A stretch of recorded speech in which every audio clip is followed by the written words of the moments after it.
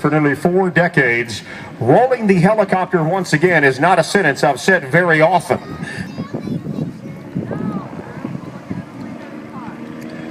It's just mesmerizing to watch Chuck put the BO-105 through its paces.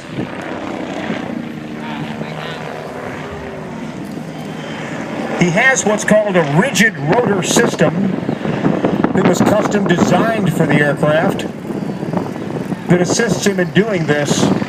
But what you're really seeing isn't a marvel of engineering, but just thousands of hours of practice and going out and saying, I think I'll try this and see if it works.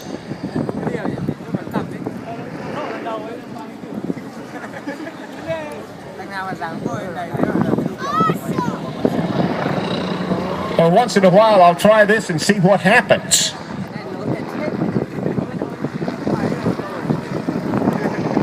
The one thing about a helicopter is, as you can see, he doesn't have to go out to down Brady Street there to turn around and come back. He can keep that thing directly in front of us throughout the entire show.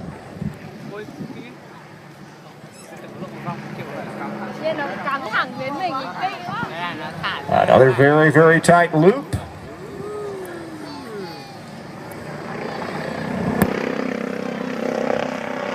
And there is absolutely nothing natural about this.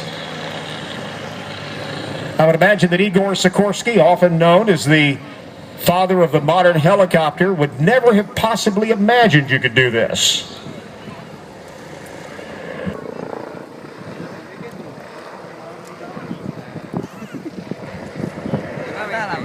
As Chuck brings the helicopter down low, Chuck Aaron from California, flying for the Red Bull Air Force in the Red Bull helicopter, one of the most sought-after air show acts in the world, because there is no place else in